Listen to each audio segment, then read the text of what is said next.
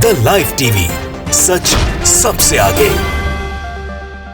नमस्कार, मैं हूं Iqbal Parvez. The live TV में आपका स्वागत है। हम अपने इस वीडियो में आपके लिए दो बड़ी खबर लेकर आए हैं। एक खबर है भारत के पूर्वोत्तर राज्य से, जहां मिजोरम और आसाम की पुलिस आपस में ऐसी भिड़ी कि आसाम के 6 पुलिसकर्मियों की जान चली गई। और दूसरी बड़ी खबर आई है दक्षिण भारत से, कर्नाटका से। कर्नाटका में आखिरकार येदियुरप्पा की कुर्सी चली गई। येदियुरप्पा को अब रिज़ाइन देना पड़ा और उसके बाद किस तरह का हंगामा हुआ है वो हम आगे आपको खबर में बताएंगे साथियों। लेकिन उससे पहले हम लेकर चलते हैं आपको भारत के पूर्वोत्तर राज्य की तरफ। क्या आपने कभी इतिहास में सुना है कि भारत के 2 राज्य आपस में ऐसे भिड़ जाएं सीमा विवाद को लेकर कि पुलिस में गोलीबारी शुरू हो जाए और फिर किसी पुलिस वाले की जान चली जाए? लेकिन ये मोदी राज में हुआ है। ये अपने आप में एक इतिहास बन गया है कि मोदी की सरकार में 2 पूर्वोत्तर राज्य आसाम और मिजोरम सीमा विवाद को लेकर ऐसा भिड़े कि पहले वहाँ के दोनों के मुख्यमंत्रियों के बीच में जो विवाद शुरू हुआ, बहस हुई एक तरह से ट्विटर पर या सोशल मीडिया पर, और उसके बाद जो है सो दोनों राज्यों की पुलिस आपस में भिड़ गई और भिड़ने के बाद आसाम के 6 पुलिसकर्मी शहीद हो गए। जी हाँ, और वो भी बात ये है कि अभी अभी पूर्वोत्तर राज्य से ही शनिवार को ही अमित शाह जो देश के गृह मंत्री हैं वो वहाँ से वापस आए हैं और इनसे कहा गया था कि सीमा विवाद को सुलझाइए, लेकिन इन्होंने सुलझाया नहीं। वैसे भी हम सब जानते हैं कि भारतीय जनता पार्टी की जो सरकार है वो भाई को भाई से लड़ा देती है, हिंदू को मुसलमान से लड़ा देती है, यहाँ तक कि अब 2 राज्यों को भी उसने लड़ा दिया है। मतलब उनके होते हुए 2 राज्य में ऐसा सीमा विवाद जैसे मान लो कि 2 देशों के बीच में घमासान छिड़ गया हो सीमा को लेकर, जिस तरह से हिंदुस्तान और पाकिस्तान में छिड़ा हुआ रहता है। साथियों, इस झड़प के बाद सीआरपीएफ की जो है सो 2 अतिरिक्त टुकड़ी वहां पर तैनात की गई है। लेकिन जिस तरह से ये खूनी खेल हुआ है, 2 राज्यों की पुलिस आपस में भिड़ी है, उस पर कांग्रेस ने भी निशाना साधा है। जी हाँ, कांग्रेस के नेता रोहन गुप्ता ने ट्वीट किया एक पंपलेट जिसको बोलता हिंदुस्तान ने अपने आईडी से ट्वीट किया और उसमें लिखा है, भाई भाई को लड़ाने वालों के राज में अब राज्यों के बीच लड़ाई हो रही है। भारत के इतिहास में ऐसा पहली बार हुआ है कि 2 राज्य इतनी बुरी तरह से आपस में भिड़े हों। अभी जैसा कि मैंने पहले भी कहा कि अमित शाह अभी पूर्वोत्तर से लौट कर आए हैं। जहां जब वो शनिवार को वहां थे तो टीवी पर हम उनका भाषण सुन रहे थे, जिसमें उन्होंने कहा कि 6-6.5 साल के अंतराल में जब से नरेंद्र मोदी प्रधानमंत्री बने हैं, उन्होंने करीब 30-35 बार असम का या पूर्वोत्तर राज्यों का दौरा किया है, जो किसी और प्रधानमंत्री ने इतना दौरा नहीं किया है। तो नरेंद्र मोदी किस लिए दौरा कर रहे थे? कि कोई विकास के काम के लिए या वहाँ के मुद्दों को सुलझाने के लिए? जी नहीं, वो दौरा कर रहे थे चुनावी रैलियों के लिए, चुनाव जीतने के लिए साथियों। क्योंकि ये साफ हो गया है कि अब जब मालूम है कि 2 राज्यों के बीच में, मिजोरम और आसाम के बीच में सीमा का विवाद चल रहा है, वहाँ पर सीआरपीएफ की टुकड़ी तैयार है, तो फिर मुद्दों को सुलझाया क्यों नहीं? अगर सुलझाना चाहते तो सुलझ जाता। लेकिन आप सोचिए कि शनिवार को अमित शाह आसाम में थे, वहाँ पर भाषण दे रहे थे और उनको लौटते ही सोमवार के दिन इतनी बड़ी घटना घट जाती है और 2 राज्य की पुलिस आपस में टकरा जाती है।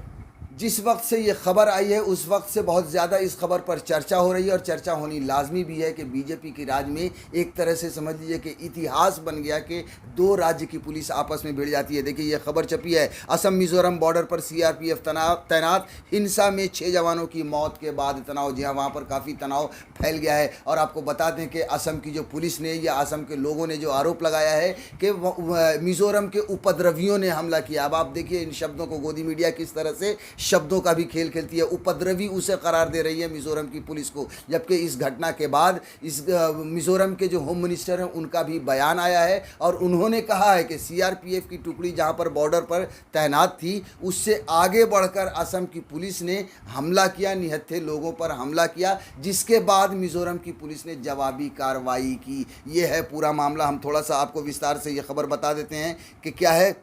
असम और मिजोरम के बीच सीमा विवाद के अचानक बढ़ने से असम पुलिस के कम से कम 6 जवानों की मौत हो गई और एक एसपी समेत 80 लोग घायल हो गए। दोनों पक्षों ने हिंसा के लिए एक दूसरे की पुलिस को जिम्मेदार ठहराया और केंद्र के हस्तक्षेप की मांग की। इस मामले को लेकर असम और मिजोरम के मुख्यमंत्रियों के बीच सार्वजनिक रूप से कहासुनी भी हुई है। हिंसा के बाद तनाव के बीच असम और मिजोरम के बीच विवादित सीमा पर सीआरपीएफ की 2 कॉन्वॉय तैनात भी कर दी गई है।